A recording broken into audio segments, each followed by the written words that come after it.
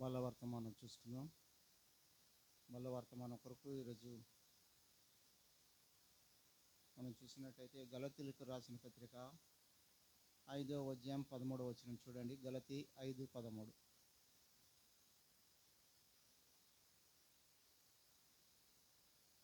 సహోదరులారా, మీరు స్వతంత్రులుగా ఉండుటకు పిలువబడితిరి. అయితే ఒక మాట, ఆ స్వాతంత్ర్యమును శరీర క్రియలకు హేతు చేసుకొనక ప్రేమ కలిగిన వారై ఒకనికొకడు దాసుడై ఉండుడి. అదేవిధంగా మనం చూసినట్టయితే 1 కొరింథీయులకు రాసిన పత్రిక 11వ అధ్యాయము 27వ వచనం చదువుకుందాం. 27, 28, 29. కాబట్టి ఎవడు అయోగ్యంగా ప్రభు యొక్క రొట్టె తినునో లేక ఆ పాత్రలో త్రాగునో వాడు ప్రభు యొక్క శరీరమును గూర్చి రక్తమును గూర్చి అపరాధి. కాబట్టి ప్రతి మనుష్యుడు తను తాను పరీక్షించుకొని అలాగ చేసి ఆ రొట్టె తిని ఆ పాత్రలో తిను. ప్రభు శరీరం అని వివేపింపక తిని త్రాగువాడు తనకు శిక్షావిధి కలుగుటకై తిని త్రాగుచున్నాడు. 30 కూడా చదువుకుంటే ఆరోగ్యం అనుకుంటాం. ఇందువల్లనే మీలో అనేకులు బలహీనులను రోగులను చాలామంది నిద్రించుచున్నారు. దేవుని సహాయం కొరకు ప్రార్థించుకొని ముందుకెళ్దాం. ప్రేమగల తండ్రి, పరిశుద్ధుడా నాయన, ఇంతవరకు మీ ప్రజలను స్తుతించి గణపరిచి ఆరాధిస్తూ వచ్చిన వారుగా ఉన్నారు. దేవాని యొక్క పరిశుద్ధమైన శరీరంలోను రక్తంలోను పాలు పంపులు పొందడానికి మాకు కావలసిన హెచ్చరికలు దయచేయమని వేడుకుంటున్నాం. మమ్మల్ని మేము పరీక్షించుకొని దేవయోగ్యమైన రీతిలో నీ యొక్క బలలో పాలు పంపులు పొందడానికి చదివిన వాక్యంలోని ధ్యానించగలుగుటకు గలతీ 5:13 తిరిగి 1 కొరింథీ 11వ అధ్యాయంలోని కొన్ని విషయాలు ధ్యానించగలుగుతూ సహాయం చేయమని వేడుకుంటున్నాం. యోగ్యమైన రీతిలో నీ యొక్క శరీరంలోనూ రక్తంలోనూ పాలు పంపులు పొందడానికి మమ్మల్ని సిద్ధపరచండి. మీరే మహిమగంత ప్రభావాలు పొందమని వేడుకుంటూ వస్తున్నాం. కావలసిన హెచ్చరికలు మాకు దయచేసి మిగిలిన సమయాన్ని మీరే ఆశీర్వదించి దీవించమని ప్రభువును రక్షకుడైన యేసుక్రీస్తున్నాం నడి వేడుకుంటున్నాం తండ్రి. ఆమేన్. మనం చూసినట్టయితే గలతీ సంఘంలో ఉన్న సభ్యులకి అపొస్తలుడైన పౌలు అసలు ఈ అధ్యాయం యొక్క సారాంశం ఏముందంటే, క్రీస్తు మొదటిది ఆరాధన వర్తమానంలో చూస్తాం. ఏమాడు క్రీస్తులోనికి మనము తేబడిన వారుగా ఉన్నాం. ఈ బల్ల ప్రవేశానికి వెళ్ళే లోపల క్రీస్తు నుంచి వేరైపోతే పరిణామాలు ఏ విధంగా ఉంటాయో ఆ యొక్క సంఘానికి తెలియపరుస్తున్నాడు. తెలియపరుస్తూ ఏమన్నాడంటే, మీకు ఆత్మీయమైన స్వేచ్ఛ దేవుడు ఇచ్చినవాడుగా ఉన్నాడు. ఆత్మ సంబంధమైన స్వేచ్ఛను ఆత్మీయ పనులకే ఏం చేయాలంట? ఉపయోగించాలి. కానీ శరీర సంబంధమైన స్వేచ్ఛగా దాన్ని మలుచుకొనకూడదని చెప్తూ వచ్చినవాడు ఏమన్నాడు? అయితే ఒక మాట, ఆ స్వాతంత్ర్యంను శరీరమునకు హేతువు చేసుకొనక శరీర క్రియలు ఆత్మకి శరీరానికి చాలా వ్యత్యాసం ఉంటుంది. అందులో కింద అదే చెప్తాడు చూడండి, 17వ వచనం చూడండి. 5:17.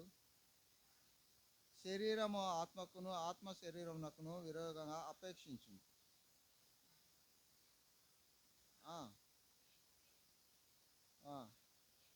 చూడండి, ఈ యొక్క దేవుడిచ్చిన స్వాతంత్రాన్ని మిస్యూజ్ చేయడం అంటే శరీర సంబంధమైన రీతిలో మనము దాన్ని ఏం చేద్దాము, ఖర్చు చేద్దామని చూస్తే దానివల్ల ప్రయోజనం ఏముంటుందో 17వ వచనంలో చెప్తూ వచ్చినాడు. ఏమన్నాడు?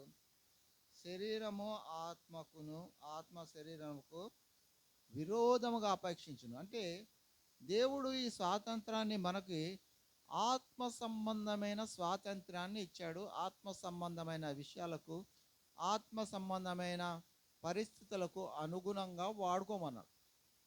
కానీ ఇక్కడ ఏమైపోయింది? దాన్ని ఏం చేయొద్దన్నాడు? శరీర క్రియలకు హేతువుగా చేసుకున్నది. ఒకవేళ శరీర క్రియలకు హేతువుగా చేసుకున్నట్టయితే ఏమైపోతుందంట? శరీరమునకు ఆత్మకును ఆత్మకును శరీరమునకు విరోధముగా అపేక్షిస్తుంది. ఆత్మ సంబంధమైన స్వేచ్ఛ ఇచ్చినప్పుడు ఆత్మ సంబంధమైన కార్యాలు చేద్దామని మనం ముందుకెళ్తున్న సమయంలో శరీరము దాన్ని వ్యతిరేకిస్తుంది, చేయనీయదు.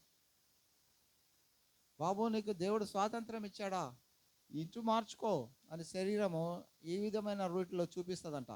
ఆ స్వాతంత్రంలో నాకు కూడా పాలిభాగం ఉందని అపోజ్ చేస్తుంటుంది, అడ్డంకు పెడుతూ వస్తుంటుంది. ఆ యొక్క పరిస్థితిలో ఏం జరుగుతుంది, శరీరానికి మనసుకి ఏముంటుందండి, ఎప్పుడు పోరాటం, ఆరాటం, పోరాటం, యుద్ధం. ఆత్మ అంటది మందిరానికి వెళ్దాం బాబు, చాలా రోజులు అయిపోయింది, 2024లో వెళ్ళాము, మరి 25వ తారీఖు ఫస్ట్కో పోయినాం, మళ్ళీ ఈ 25లన్నా వెళ్దామంటే శరీరం ఏమంటుంది, వద్దులే బాబు అక్కడక్కడ ఫంక్షన్ ఉన్నది అక్కడికి వెళ్దాం. ఇక్కడ ఏముందయ్యా, ఆయన ఎవరో వస్తారు, లేకపోతే ఇక్కడ ఉన్నోళ్ళు ఏదో చెప్తారు, అది ఏదో మనకు అర్థం కాదు ఎందుకు. ఆత్మీయమైన దేవుడు స్వేచ్ఛ ఇచ్చాడంటే ఆత్మలో ఉన్న కలుషితమైన వాటినన్నిటిని తీసేసి శుద్ధి చేసి ఆత్మీయమైన స్వతంత్రం ఇచ్చాడు. అది మనము గమనించేవారుగా లేము. దాన్ని తిరిగి బానిసత్వంలో ఉన్న ఆ యొక్క మనస్తత్వంలోనికే వెళ్ళిన వారమై దాని ఆచరణలో పెట్టిన వారమైతే నష్టం మనకే. ఏమంటున్నాడు, ఆత్మకి శరీరానికి ఎప్పుడు పోరాటం జరుగుతుంది. అంతేకాకుండా ఏమంట,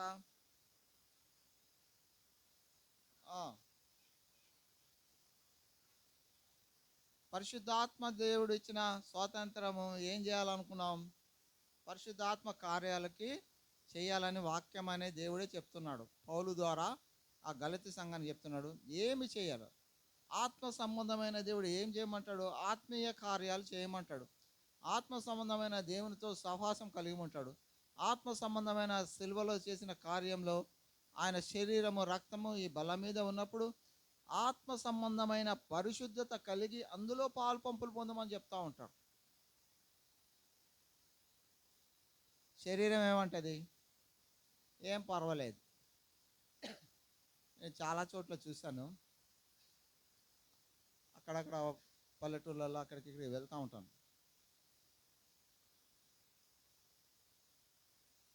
ఆ యొక్క పరిస్థితులలో చాలామంది మందిరానికి ఆ మలుపు ఉంది కదా, మలుపు తిరిగేదాకా వాళ్ళు ఏం చేస్తారో నేను వెనక నుండి చూస్తాను. ఎక్కడ, మన ఇటు ఒడ్డాది దగ్గర ఆ యొక్క చర్చి ఉన్నది. ఆ చర్చికి వెళ్ళినప్పుడు ఒక అతను వస్తాడు, అక్కడ దాకా సుట్ట తాగుతాడు, వస్తాడు మంచిగా శుభ్రంగా, పొగలన్నీ వదులుతూ ఉంటాడు. వెనకాల వెళ్తున్నా నేనే పిలిచేవాడిని, అరే ఈ పొగ ఎక్కడి నుంచి వస్తుందని చూస్తే ఈ మనిషి గుళ్ళోకి వస్తున్నాడు. వచ్చాడు, చేయలేపాడు, బల్లలో చేసేసాడు, తీసేసుకున్నాడు. తర్వాత ఆయన క్లాస్ అయిపోయింది అనుకోండి, అది వేరే. ఒకవేళ నిజంగా ఆత్మీయమైన స్వేచ్ఛ దేవుడు ఇచ్చినప్పుడు, ఆత్మ సంబంధమైన దేవునికి పరిశుద్ధ స్థలానికి వెళ్ళేటప్పుడు పరిశుద్ధంగా ఉండాలని ఇంత కూడా జ్ఞానం లేకుండా మరి ఆ దేవుడిచ్చిన స్వేచ్ఛను ఏం చేశాడు, ఆ సిగరెట్ అనే బలహీనతకు దాన్ని ఏం చేశాడు, తాకట్టు పెట్టినవాడు. అలాంటి పరిస్థితిలో యోగ్యత ఉంటుందా, ఉండదు. యోగ్యత లేకుండా దేవుని యొక్క బల్లలో పాలపంపులు పొందడం ఏమైనా ప్రయోజనం ఉందా, లేదు. దానికి కొద్దిగా వెనకపోయినప్పుడు చెప్తాలే. ప్రస్తుతానికి మనం చూసినట్టయితే అసలు ఈ స్వేచ్ఛ ఎందుకు ఇచ్చాడో చూడండి, ఏ పరిస్థితుల నుంచి విడిపించి ఇచ్చినాడో చూద్దాం మనం. మొదటి పేతురు పత్రిక చూడండి, 2వ అధ్యాయం 9-10 వచనాలు, మనకందరికీ తెలిసిన విషయమే. అయితే చాలమ్మా, ఏంటంట, దేవుడు చీకటి సంబంధమైన పరిస్థితిలో నుంచి ఆశ్చర్యకరమైన తన వెలుగులోనికి తీసుకొచ్చి స్వేచ్ఛ ఇచ్చాడు. వెలుగు జీవిగా జీవించండి బాబు, అమ్మలారా అయ్యలారా జీవించండి అని ఏమిచ్చాడు, స్వేచ్ఛనిచ్చినాడు. అయితే ఏం చేస్తున్నారమ్మా, చదువు.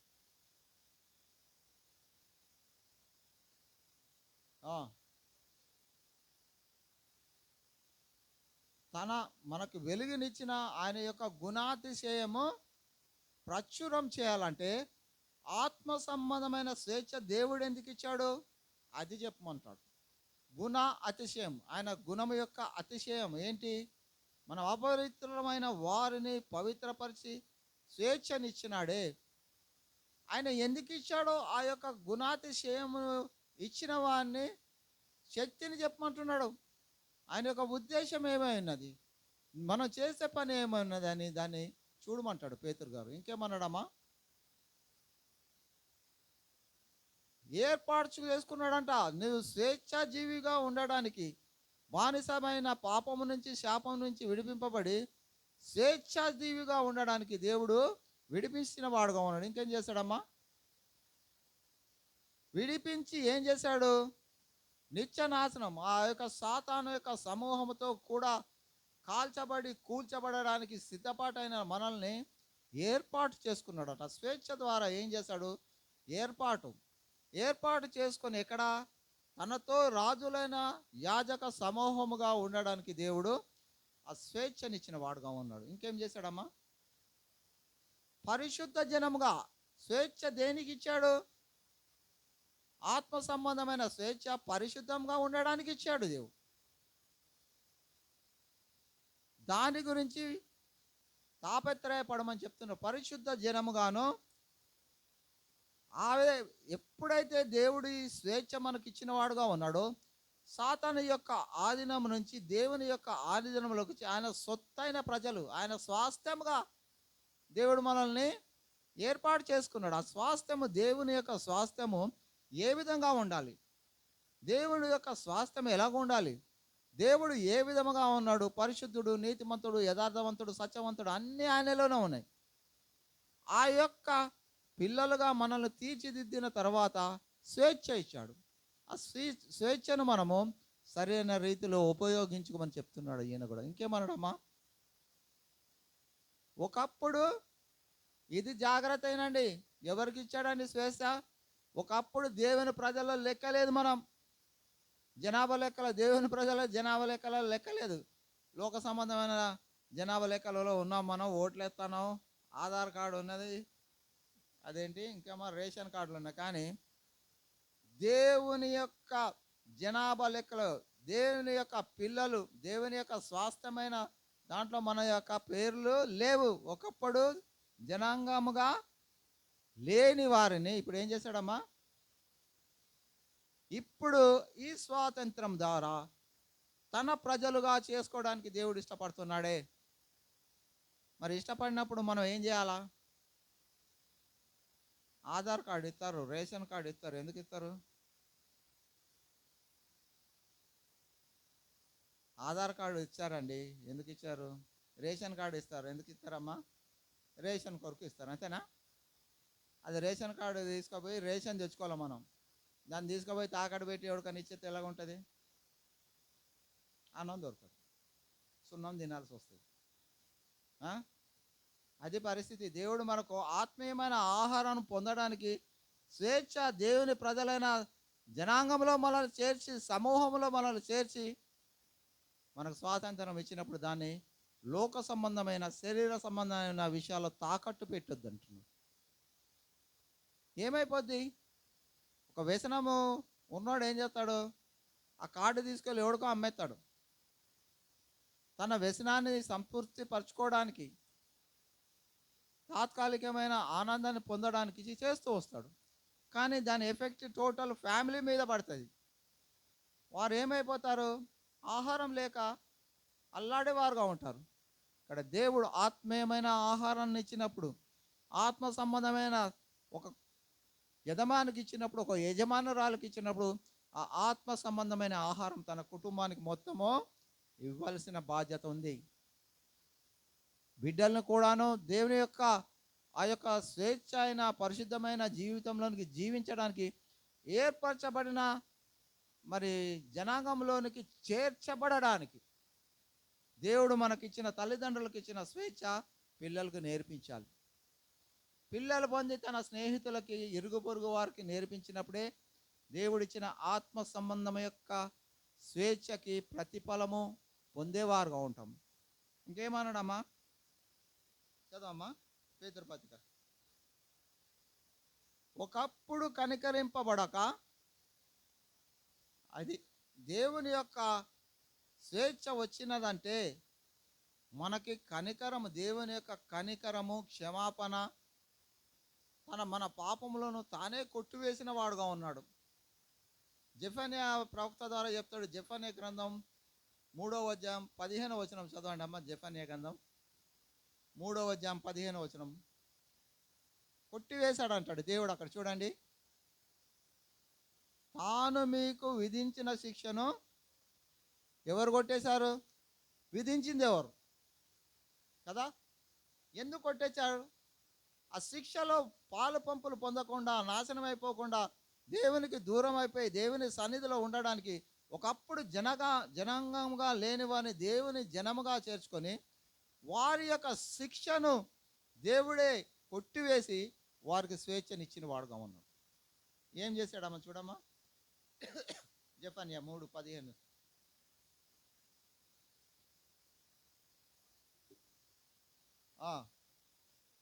ఆయనే విధించాడు. ఎందుకు? అవిధేయులుగా జీవించినప్పుడు ఆయన శిక్ష విధించిన వాడుగా ఉన్నాడు. కోపంతో దేవుని యొక్క ఉగ్రతను చూపించలేదు, కానీ దేవుని యొక్క హెచ్చరిక, దేవుని యొక్క మాటలు ప్రవక్తల ద్వారా దేవుడు మాట్లాడుతూ హెచ్చరిస్తూ వచ్చి, ఎప్పుడైతే వారు తమను తాము దేవుని యొక్క సన్నిధిలో తమ తప్పిదాలు ఒప్పుకున్నప్పుడు ఏం చేశాడమ్మా? ఆయనే వారి శిక్షను కొట్టివేసి స్వేచ్ఛనిచ్చాడు. రండిరా బాబు, ఆ జనాంగాన్ని ఎక్కడికి రమ్మంటున్నాడు? రండి నా యొద్దకి. మీకు శిక్ష విధించుంటే నరకంలోకి వెళ్ళిపోయేవారు. ఆ విధమైన పరిస్థితి నుంచి స్వేచ్ఛనిచ్చిన ఒక దేవుణ్ణి మనం దాని స్వేచ్ఛను వేరే పనులకు వాడకూడదు అంటాడు. ఇదే విషయాన్ని ఇక్కడ కాదండి బాబు, పాత నిబంధన కాలంలో ద్వితీయోపదేశ కాండం 10వ అధ్యాయం తీయండి. 16వ వచనం చూడండి. ద్వితీయోపదేశ కాండం 10వ అధ్యాయం 16వ వచనం. కాబట్టి మీరు సున్నతి లేని హృదయమునకు సున్నతి చేసుకొని ముస్కరులు అంటే ఎవరండి? టెర్రరిస్టులు.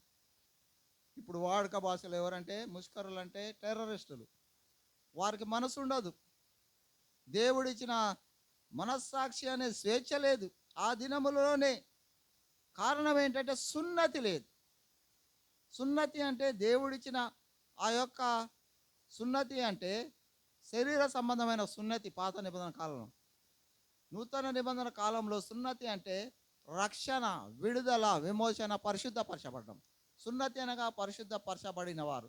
పరిశుద్ధపరచబడిన వారికి ఇచ్చిన స్వేచ్ఛ ఈ విధంగా ఉంటుంది. కాబట్టి మీరు ఏం చేయమన్నాడు బాబు? మళ్ళొకసారి చదవమ్మది. ఆ చివరిది నేను చదువుతాను, మొత్తం చదువు. ఏం చేయాలంట? వాళ్ళకి చెప్పింది మనకు చెప్తున్నాడు. ఇప్పుడు ఎవరైతే ఈ మాటలు వింటున్నారో అందరికీ నాకు వర్తిస్తుంది. సున్నతి లేని మీ హృదయములకు చేసుకుంటారా? బల్లలో పాలు పంపులు పొందే ముందు ఈ అపవిత్రమైన వాటికి ఈ యొక్క దేవుడిచ్చిన ఆత్మ సంబంధమైన స్వేచ్ఛని వాడుకున్నట్టయితే సున్నతిని కోల్పోయిన వారుగా ఉన్నారు. కాబట్టి మరలా తిరిగి సున్నతి చేసుకోమంటే శుభ్రం చేసుకోమంటాం. ఎలా శుభ్రం చేసుకుంటాం? 1 యోహాను పత్రిక 1:7 చూడండి. 1 యోహాను పత్రిక 1వ అధ్యాయం 7వ వచనం. అయితే ఆయన వెలుగులో ఉన్న ప్రకారము మనము కూడా వెలుగులో నడిచిన ఎడలా, చూడండి, ఆ యొక్క సున్నతి లేకపోవడం వల్ల దేవుని యొక్క అన్యోన్యమైన సహవాసాన్ని కోల్పోయిన వారుగా ఉన్నాం. ఇప్పుడు 6వ వచనం చదవమ్మా.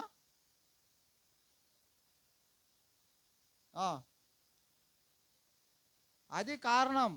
మనం చెప్పేదేంటి? దేవుడు స్వాతంత్రం ఇచ్చినాం, దేవుని బిడ్డలం, దేవునితో నడుస్తున్నామని చెప్తాం, కానీ వెలుగు సంబంధం అని చెప్పుకుంటాం.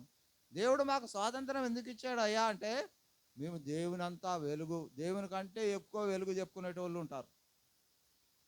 చాలా తగ్గించుకోవాలి. అది చాలా పొరపాటు. అది సర్వశక్తి గల దేవుడు, సృష్టికర్త అయిన దేవునితో పోల్చుకోవద్దు. మానవుడు ఏ పాటి వాడు. దేవుడు యొక్క దానమే, తన యొక్క ఊపిరే, తన యొక్క పోలికే దేవుడు మనం సృష్టించాడే. ఆయనతో పోటీ పడేవాడుగా ఎవడన్నా ఉన్నాడంటే వాడు నిత్యమైన నాశనానికి వెళ్ళి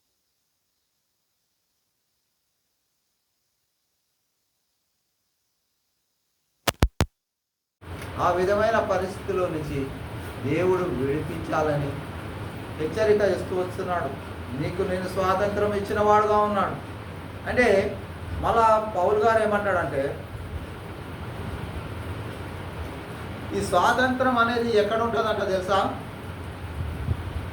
దీని మెయిన్ స్టోర్ ఎక్కడమ్మా? కేంద్ర బిందువు అపోస్తలుడైన పౌలు గారు చెప్తున్నాడు చూడండి. 2 కొరింథీయులకు రాసిన పత్రిక 3వ అధ్యాయం 17వ వచనంలో చూడండి. 2 కొరింథీ 3:17. ప్రభువే ఆత్మ అమ్మా, ప్రభువే ఆత్మ, ప్రభు యొక్క ఆత్మ ఎక్కడ ఉంటుందో అక్కడ స్వతంత్రము. ప్రభువే ఆత్మ ఉన్నాడంటే స్వాతంత్రం ఇచ్చే ఆత్మ ఎక్కడిది ఉంది? దేవుళ్ళలోనే ఉంది. ఆయన ఎక్కడ ఉంటాడో స్వాతంత్రము ఇప్పుడు ఉందా మన దగ్గర? ఉంటే మంచిది, లేకపోతే అడగండి, అప్లికేషన్ పెట్టండి. మీటింగ్ అయిపోయినాక ఇస్తాను, నా దగ్గర ఉన్న అప్లికేషన్ రాసుకోండి. దేవుని ఆత్మ ఎక్కడ ఉంటుందో అక్కడ స్వాతంత్రం, అనగా దేవుని యొక్క ప్రజలకి నింపబడిన దేవుని యొక్క ఆత్మ ఎక్కడ ఉంటుందో ఆ ప్రజలకి ఈ లోక సంబంధమైన పరిస్థితుల నుంచి దేవుడు స్వేచ్ఛనిచ్చిన వాడుగా ఉన్నాడు. పరలోక సంబంధమైన వనరుల గురించి ఎత్తడానికి దేవుడు స్వాతంత్రం ఇచ్చినవాడు. దాన్ని మనము ఏం చేస్తున్నాం? నిర్వీర్యం చేస్తున్నాం. దాన్ని ఉపయోగం చేసుకునే పరిస్థితి మనకు లేదు. కాబట్టి ఏమంటున్నాడు? ఇంకొక విషయం ఏం చెప్తున్నాడంటే, 1 కొరింథీ 15:45లో ఒక మాట ఉంటుంది చూడండి. ఈ ఆత్మ ఎవరై ఉన్నారో అక్కడ చెప్తున్నాడు చూడు అపోస్తలుడైన పౌలు. 1 కొరింథీయులకు రాసిన పత్రిక 15వ అధ్యాయము 45వ వచనం. అమ్మా, ఎందు విషయమై? ఆదామును మొదటి మనుషుడు జీవించే ప్రాణి ఆయనని రాయబడి ఉన్నది. కడపటి ఆదాము ఏమైంది? కడపటి ఆదాము ఏ విధంగా ఉన్నాడు? జీవింపజేయు ఆత్మ. ఈ స్వేచ్ఛ ఎందుకు ఇచ్చాడు? ఈ స్వేచ్ఛ ఎందుకు ఇచ్చాడు అంటే దేవునితో దేవునిలో జీవించడానికి ఇచ్చాడు. కానీ దాని ఇష్టానుసారమైన రీతిలో మొదటి ఆదాముకి కడపటికి ఆదాముకి వ్యత్యాసాన్ని చూపిస్తూ వచ్చినాడు. ఆదాము జీవించినాడు కానీ స్వేచ్ఛ లేని జీవితం జీవించాడు. కడపటి ఆదామైన క్రీస్తు ప్రభు మనకు స్వేచ్ఛను ఇచ్చిన వాడుగా ఉన్నాడు. ఆ స్వేచ్ఛను స్వాతంత్రంను ఆయన ఎక్కడ ఉంటాడో అక్కడ స్వాతంత్రం ఉంటుంది. ఎక్కడ ఉంటాడంటే ఎక్కడ ఉండాలి? ఎక్కడ ఉండాలమ్మా? తీసుకెళ్ళా అడ్రస్ చెప్పు, అది రెఫరెన్స్ చెప్తా.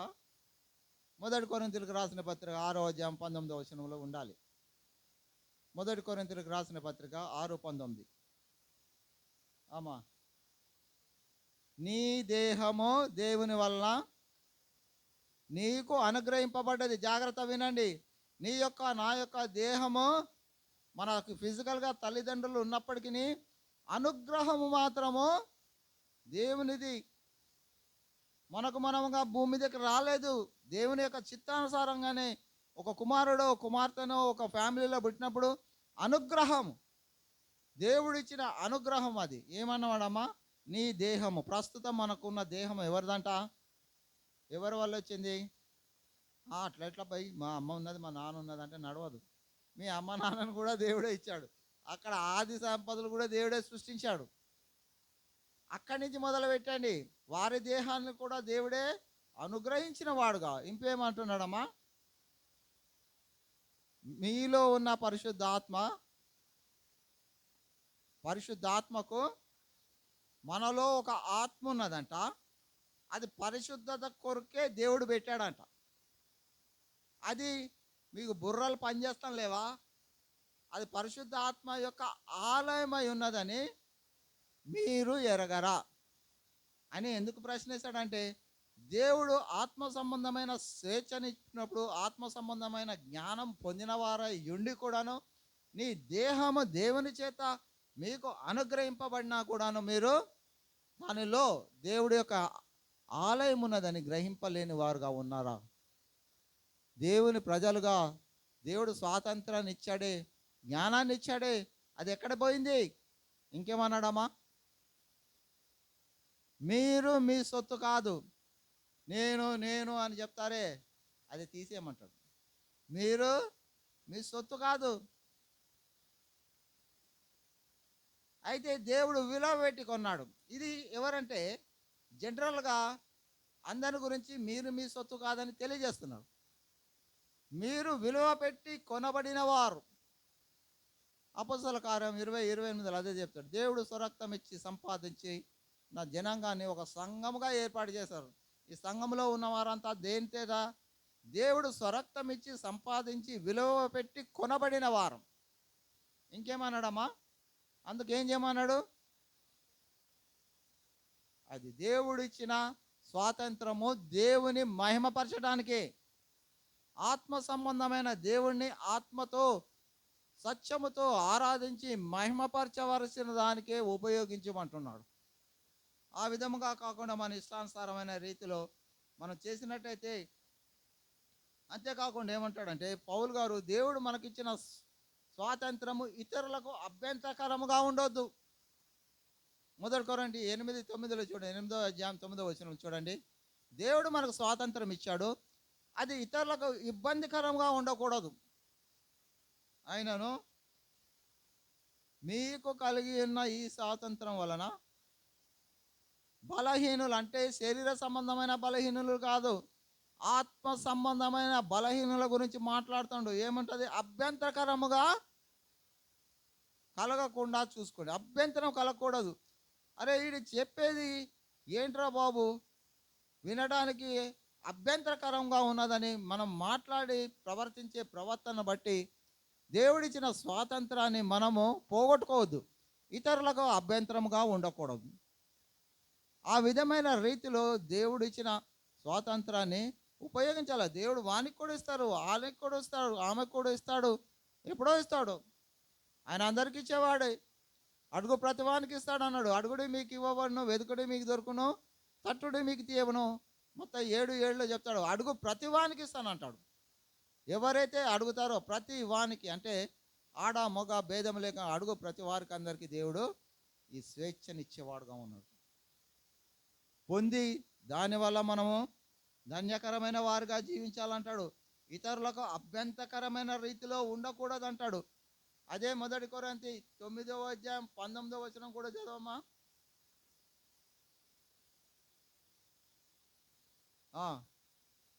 పౌలు గారు తన సాక్ష్యాన్ని చెప్తున్నాడు. కొద్దిగా పెద్ద చదవాలన్నా.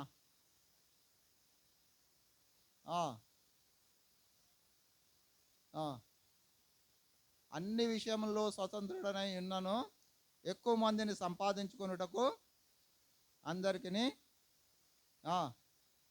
దాసుడుగా చేసుకోవాలి. అభ్యంతరకరముగా ఉండొద్దు. వాని ఎదుట మనం దేవుడిచ్చిన స్వాతంత్రాన్ని వానికి దాసోహం టైప్లో చూసినట్టయితే, దేవుడు ఎంతో పరిశుద్ధ కార్యం జరిగించడానికి వచ్చినప్పుడు శిష్యుల కాళ్ళను కడిగాడమ్మా. తగ్గింపు గుణం. ఈ స్వాతంత్రాన్ని కూడాను మనము తగ్గించుకొని ఇతరులను తద్వారా ఆకర్షించేవారుగా చెయ్యమంటున్నాడే. అభ్యంతరకరంగా ఉండకుండా ఇతరులను మనము దేవుని వైపు ఆకర్షించి వారిని కూడా స్వాతంత్రులుగా చేయడానికి వాడమంటాడు. ఆ విధమైన పరిస్థితిలో మరి మనం చేస్తానమా? ఎప్పుడైతే ఆ యొక్క పరిస్థితి మనకు రావాలంటే ఏం కావాలి? 1 పేతురు పత్రిక 2వ అధ్యాయం 16వ వచనం చూడండి. 1 పేతురు పత్రిక 2వ అధ్యాయం 16వ వచనం.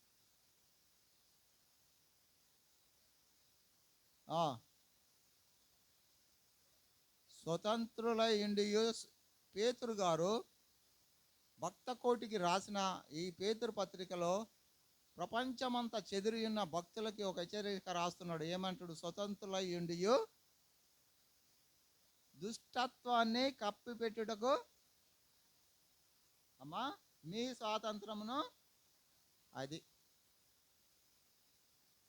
అర్థమైందా?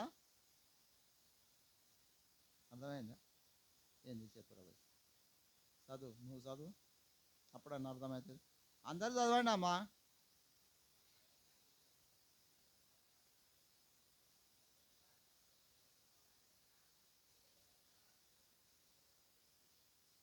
అంటే ఏమన్నట్టు? నీకు స్వాతంత్రం ఉన్నది, ఎదుటోడో ఒక సహోదరుడో సహోదరుడో యవనస్తుడు యవనస్తురాలో పెద్దోడో చిన్నోడో తప్పు చేస్తున్నాడు. ఆ తప్పు చేయడం వల్ల వానికి శిక్ష వస్తుందని నీకు ఇచ్చిన స్వాతంత్రాన్ని వాడి ముందు చెప్పకుండా కప్పి పెట్టొద్దు అంటున్నాడు. అది నీ ఖాతాలో పోద్దే. ఇది దేవుడిచ్చిన స్వాతంత్రాన్ని ఏం చేయమన్నాడు? కప్పి పుచ్చటం కాదు. ఏం చేయమన్నాడు? మరొకసారి చదవండి. స్వతంత్రులై ఉండియు దుష్టత్వాన్ని కప్పిపెట్టేవారుగా ఉంటున్నారు. చెప్పండి. వినియోగపరచక. ఇప్పుడు ఏమవుతుందంటమ్మా, అనేక సంఘాల్లో 100కి 95% ఇదే చెప్తున్నారు. దుష్టత్వాన్ని ఎవడైనా ఎత్తి చూపించాడు అనుకోండి సేవకుడు, వాడిని ఎత్తేసి బయటపడేస్తారు ఆ మందిరానికి రాకుండా. ప్రీతికరమైన మాటలే చెప్పమంటారు. ఆ యొక్క పాత నిబంధన కాలంలో ఒక ప్రవక్తని పిలిచినప్పుడు ఆ ప్రవక్తకి వేరే ప్రవక్తలు వెళ్ళి చెప్తారు, అయ్యా ఆహాబు రాజు దగ్గరికి ఒక ప్రవక్తని పిలవడానికి వెళ్ళినప్పుడు వాళ్ళు ఏం చేస్తారు? కెనయ్య ప్రవక్త అనుకుంటా, ఆయన పిలిచినప్పుడు ఎదురెళ్ళి చెప్తారు, అయ్యా మేము అనుకూలమైన మాటలే చెప్పాము, నువ్వు కూడా అవే చెప్పమంటాడు. ఆయన ఏం చేస్తాడు? చెప్పాడు. అది ఆయనకు స్వాతంత్రం ఇచ్చాడు దేవుడు. దేవుడు ఏ మాట చెప్పాడో ఆ మాటనే స్వాతంత్రంగా ఎవరికి చెప్పమన్నాడు చెప్పాడు, చెప్పడానికి ఇష్టపడ్డాడు. అది దాచొద్దు. వీళ్ళు దాచమని వాడిని ప్రోత్సహించి ఆయనకు ఏదో ముడుపులు ఇచ్చినా కూడాను ఆయన సత్యాన్ని చెప్పిన వాడుగా ఉన్నాడు. అది చేయమంటున్నాడు. ఇంకేమన్నాడమ్మా?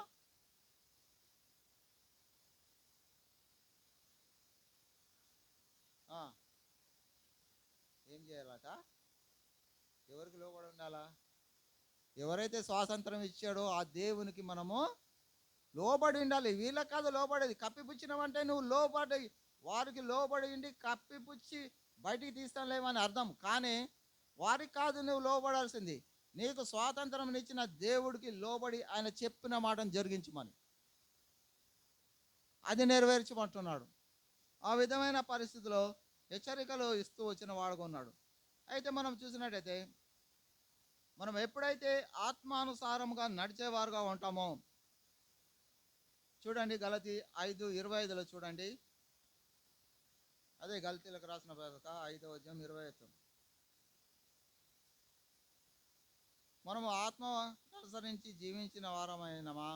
ఆత్మను అనుసరించిన క్రమముగా నడుచుకుందాం. జీవించు వారమైతే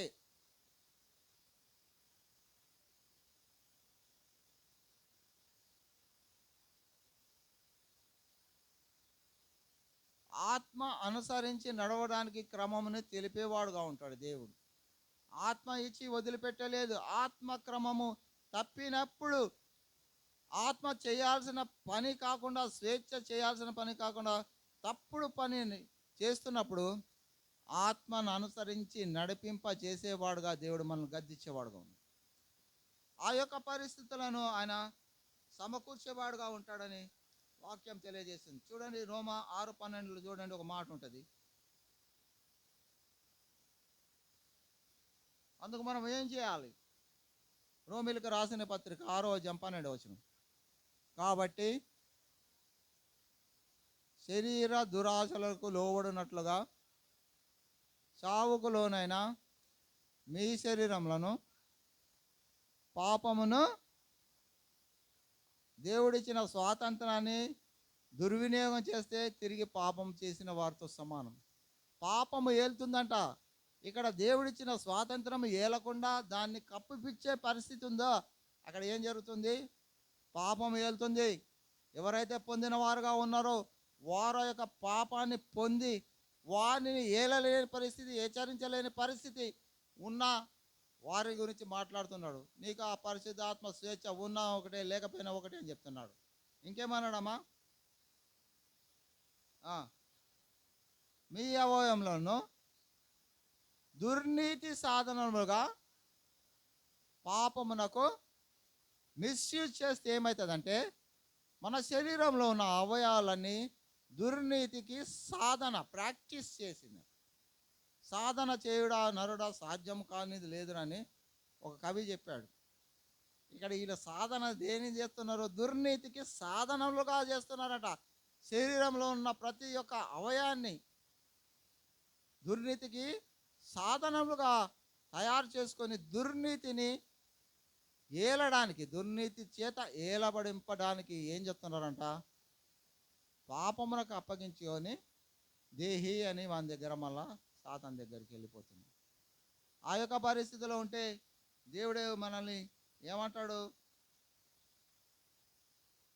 ఆ విధముగా ఉంటే మనం లోకంలో ఉన్నదంతాను, మొదటి యోహాను పత్రిక 5:19 అంటాడు, మనమైతే దేవుని పిల్లము, లోకమంతయు సాతాను యొక్క ఆధీనంలో ఉంటుంది. దేవుడు మనకు ఇచ్చిన ఆ యొక్క స్వాతంత్రాన్ని, జయ జీవితాన్ని పొందడానికి దేవుడు ఇచ్చాడు. ఈ లోకంలో ప్రతి ఒక్క విషయంలో ఆత్మ సంబంధమైన జయాన్ని పొంది అపవిత్రతను మన కూలదోసి పారదోసి ఇరగొట్టి సాతాను తలగను చిత్తగొట్టడానికి దేవుడు స్వాతంత్రం ఇచ్చాడని చెప్తూ ఏమంటాడు? లోకాన్ని జయించాలంటే ఏం చేయాలా? మొదటి పేతురు 2:11 చదవమ్మా ఒకసారి. 2వ అధ్యాయం 11వ వచనం. ప్రియులారా, మీరు పరదేశులను, ఈ లోకములో మనం ఏమైనామో పరదేశులను యాత్రికులనైనామో గనుక ఆత్మకు విరోధముగా పోరాడు శరీరాశలను విసర్జించి ఏ విషయంలో దుర్మార్గులని హింసించిరో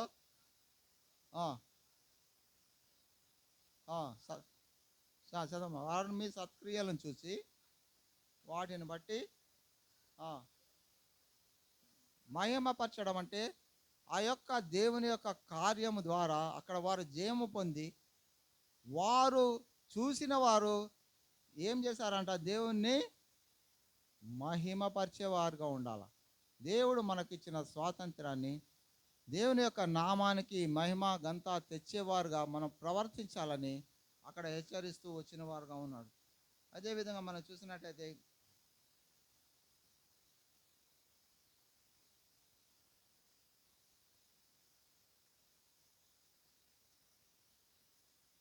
యోహాను సువార్త చూడండి, 5వ అధ్యాయం 19 వచ్చిన చూడండి. యోహాను సువార్త 5వ అధ్యాయం 19. కాబట్టి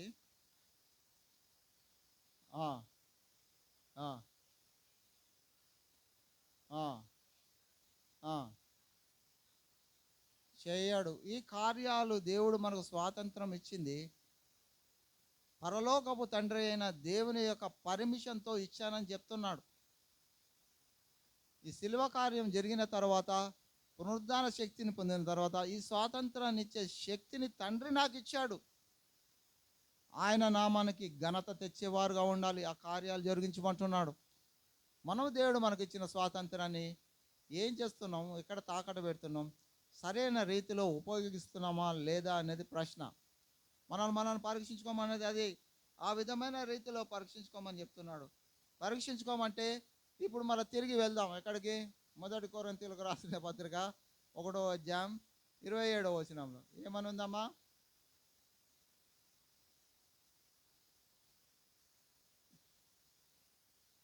మొదటి కొరింథీ 11:27.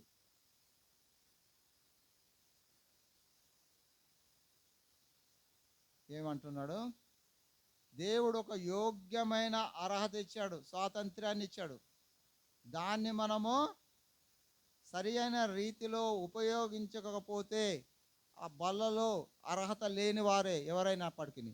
కాబట్టి ఇప్పుడు చదువు జాన్ బాబు, మధ్యలో మొదటి నుంచి చదువు. ఎవడు అయోగ్యముగా ఆయన యొక్క రొట్టెని తినునో లేక ఆయన పాత్రలోని తాగునో ప్రభు యొక్క శరీరమును గూర్చి రక్తమును గూర్చి అపరాధి అంటే తప్పు చేసినవాడు, మిస్యూజ్ చేసినవాడు. కాబట్టి ఎవడు అయోగ్యముగా, ఒక యోగ్యత ఇచ్చాడు, స్వాతంత్రాన్ని ఇచ్చినాడు. దుర్వినియోగం చేసుకొని మనం ఏ స్థితికి వచ్చాము? అయోగ్యమైన స్థితిలోనికి వచ్చి ఆ యొక్క బలలో చెయ్యి వేయడానికి అర్హత లేని వారుగా తయారు చేసుకున్నాం మనల్ని మనమే. కాబట్టి ప్రతి మనుషుడు తన్ను తాను పరీక్షించుకొని అలాగ చేసి ఆ రొట్టె తినే పాత్రలోని తాగమంటాడు. పరీక్షించుకోవాలా? ఇంతగానో చెప్తున్నాడే దేవుడు. ఒకవేళ మనకి నిజమైన ఆత్మ స్వతంత్రం ఇచ్చినప్పుడు దాన్ని ఏ విధమైన రీతిలో వాడుకుంటున్నామో పరీక్షించుకోమంటున్నాడు. ఆ విధంగా చేసి ఆ రొట్టె తిని ఆ పాత్రలోనిది తాగవాలని. యోగ్యత లేకుండా ఏమైపోయినాడండి? తనకు తాను శిక్షావిధిగా కలుగ చేసుకుని తెచ్చుకున్న వారం. దేవుడిచ్చిన ఆధిక్యతను కోల్పోయి నాశనాన్ని, నిత్యమైన శిక్షను మనం పొంది కోరి తెచ్చుకునే వారు. కారణం ఏంటి? అది వాడవలసిన ప్రదేశంలో వాడకుండా వాడకూడని పరిస్థితిలో వాడినప్పుడు యోగ్యతను కోల్పోయినవారు. ఆ విధమైన రీతిలో ఉన్నట్టయితే ఆ యొక్క బల్లలో చేయి మాత్రం వేయకండి. దేవుడు మనకిచ్చిన స్వాతంత్రాన్ని ఆత్మ సంబంధమైన వనులకి వాడుకొనమన్నాడు. లేకపోతే లేదు, ఏం కాదు, ఏమైతే ఏమైంది అని చెయ్యేశారనుకో, కింద చదవండి. ప్రభు శరీరం అని వివేచింపక తిని తాగువాడు తనకు శిక్షావిధి కలుగుటకే తిని తాగుచున్నాడు. ఇందువలన చూడమ్మా, ఏమవుతుంది? ఈయన చెప్పిన దాన్ని ఆచరించకపోతే ఏమైపోద్ది అని తినేసి తాగే వాళ్ళు ఉంటారు. ఇక్కడ ఉన్నారో లేదో లేక కానీ అనేక చోట్ల ఉంటారు. ఇందాక చెప్పిన కదా, వాడు చుట్ట దాక్కొని వచ్చి బల్లలు చేసాడు. అలాగా వివేచన లేదు. వాడు ఎక్కువ చదువుకోలేదేమో, లేకపోతే దేవుని గురించి ఎక్కువ తెలియదేమో. అయితే ఒక మాట ఉండొచ్చు నా మట్టుకైతే, ఈ నా శరీరం తిని ఈ నా రక్తం తాగువాడని నిత్యజీవం గలవాడని ఎప్పుడో చెప్పింటే ఉండొచ్చు. ఎట్టి పరిస్థితుల్లో ఈయన శరీరం తినాలి, ఈయన రక్తం తాగాలని ఆ ఉద్దేశంతో వచ్చాడు. దేవుడికి అతని జ్ఞానం ఇచ్చాడో లేదో, ఇప్పుడైనా ఇచ్చుంటాడు ఒకవేళ బతుకుంటే. ఎందుకంటే అందువలనే మీలో అనేకులు బలహీనులను, రోగులను. బలహీనత దేనికి? దేవుడిచ్చిన స్వాతంత్రం బలమైనది, అది పోయింది. ఆత్మ ఏమైపోయింది? బలహీనంగా అయిపోయింది. ఇంకేమైంది? దేవుడిచ్చిన స్వాతంత్రం ఇతరులకు స్వస్థతనిచ్చింది ఆటంకం లేకుండా. దానికి ఏమొచ్చింది? రోగం వచ్చింది. లాస్ట్కి ఏమైపోయింది? నిద్రావస్థలోకి వెళ్ళిపోయింది. అది ఏం చేస్తాను? బాగా నిద్రపోయినోడికి ఏమవుతుందో తెలుస్తుందా మోహన్? బాగా నిద్రపోతాను, అక్కడ ఏం జరుగుతుందో తెలుస్తుందా? మనకి ఏం పని? మన నిద్రే ముఖ్యం. ఆ విధమైన రీతిలో ఉండొద్దు అంటున్నాడు. అందుకని ఏమంటున్నాడు? ప్రతి మనుషుడు తను తాను పరీక్షించుకోవాలి. ఎందుకంటే దేవుడిచ్చిన స్వేచ్ఛని మనం నిర్లక్ష్యం చేసిన వారమైతే దాని యొక్క పర్యవసానం ఆ విధంగా ఉంటుంది. ఆ విధముగా మనం చేసిన వారమైతే మనకు మనమే శాపగ్రస్తులుగాను, దేవుని యొక్క శిక్షా విధిని కోరి తెచ్చుకున్న వారుగా ఉండకుండా దేవుని యొక్క బల్ల ముందు పశ్చాత్తాపపడండి. దావీదు ఏ విధంగా అయితే తన పాపములను ఒప్పుకుంటూ వచ్చాడో 51వ కీర్తనలో, అయ్యా నాలో నుంచి నీ శుద్ధ హృదయంను తీసివేయకు, నాలో స్థిరత్వం లేక నేను కోల్పోయిన వాడుగా ఉన్నాను. 10, 11 వచనాలు అవన్నీ చాలాసార్లు చదివినాం. ఆ కోల్పోవడానికి కారణం ఏంటంటే స్థిరత్వం లేదు హృదయంలో. దేవుని యొక్క మాట, దేవుని యొక్క ఆజ్ఞ మీద స్థిరత్వం కోల్పోయినాను. ఆ బెచ్చబాజు చూసినప్పుడు స్థిరత్వం పడిపోయింది, కోల్పోయినాను. తిరిగి దయచేసి నీ సన్నిధిలో నుంచి తోసివేయద్దని బతిమలాడుతూ వచ్చినాడు. ఇక్కడ పశ్చాత్తాపడని దేవుని యొక్క సన్నిధిలో. 1 యోహాను పత్రిక 1:9 మన పాపములు మనం ఒప్పుకున్నట్టయితే ఆయన నీతిమంతుడు, నమ్మదగినవాడు, మన యొక్క సమస్త పాపముల నుంచి మనం విడిపించి పవిత్రులుగా చేసి నీతిమంతులుగా చేస్తాడు. నీతిమంతులుగా తీర్చిదిద్దబడి మన యొక్క జీవితంలో గత వారం నుంచి లేక పోయిన సంవత్సరం నుంచి చేస్తూ ఉన్నాయి కూడా మరుగుపరిచి అలాగే బలలో పాల్పంపులు పొందితే నష్టమే, లాభమేమి లేదు, ప్రయోజనం లేదు. లాభం కాదు, ప్రయోజనం లేదు. నష్టాన్ని ఏరి కోరి తెచ్చుకోకండి. దేవుని యొక్క శిక్ష మరి ఒక వారు విధిస్తే దాన్ని తిరిగి రాసేవారు ఎవరు లేరు. ఇందాక జెఫన్యా ప్రవక్త ద్వారా దేవుడు అదే చెప్పాడు, ఆయనే కొట్టేయాల.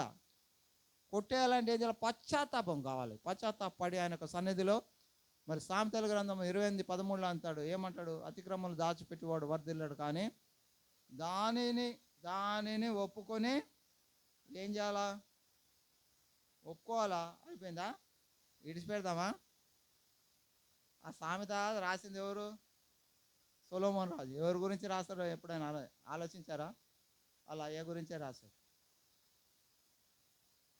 నాతాను ప్రవక్త వచ్చేదాకా ఆ యొక్క పాప కార్యాన్ని దాచిపెట్టినాడు, గద్దిచ్చేదాకా. ఏం చేసుకున్నాడు? కప్పుకున్నాడు. దానివల్ల ఏముంది? ఆయనకే బాధ, ఆయనకే హింస, ఏదో ఆలోచనలు.